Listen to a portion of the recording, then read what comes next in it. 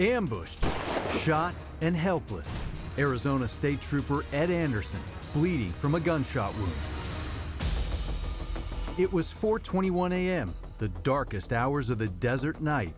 Anderson responding to a call of shots fired at a car.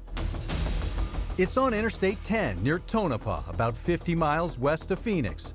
Speeding to the scene, the trooper comes upon a single car crash. A woman ejected when her car rolled over, dying from her injuries. Anderson rushing to help. Then, from out of the dark, a man with a 9mm fires. Anderson is hit in the shoulder, rendering his shooting hand useless. He and the gunman fight. The suspect bashes Anderson's head on the pavement. Who would help him in the middle of the night, in the middle of nowhere? Hello, officer down outside Tonopah. Come in, please. Two good Samaritans would, coming to the rescue. Sorry, this is a civilian. He's shot. That's the voice of one of those good Sams, Brian Schober from Scottsdale. Schober is a former paramedic.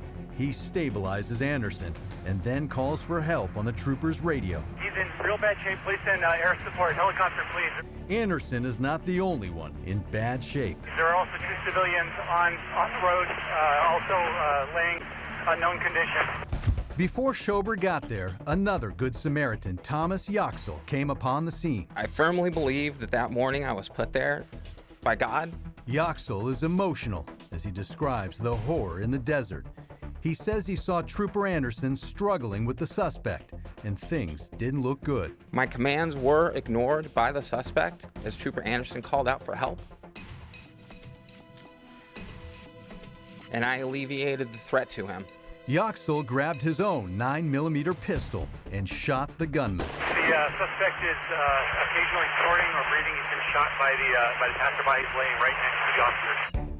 In gun-friendly Arizona, it's legal to use deadly force in the defense of a third person whose life is threatened. He delivers at least 2 bullet strikes to the suspect at that time, rendering the suspect incapacitated, albeit temporarily. As the suspect approaches, the Good Samaritan fires another round, this time striking the suspect in the head, mortally wounding him.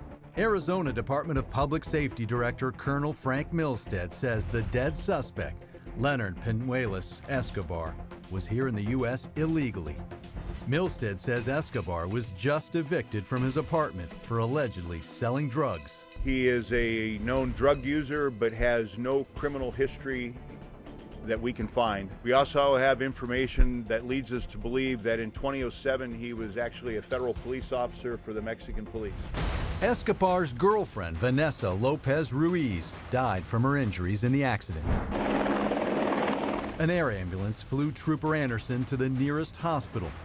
When word got out about the incident, people in Tonopah were shocked. He's my workout man. He's got to be here. And I said, he'll be here. He's strong enough. He'll be back. Anderson coaches the girls' high school volleyball team and often stops at this all-night gas station for a cup of joe. He would ask how we were doing, how my day was going. The trooper is recovering, lucky to be alive, thanks to 2 highway heroes who saved his life. This is something that I will live with, but I wouldn't change it because another man got to go home to his family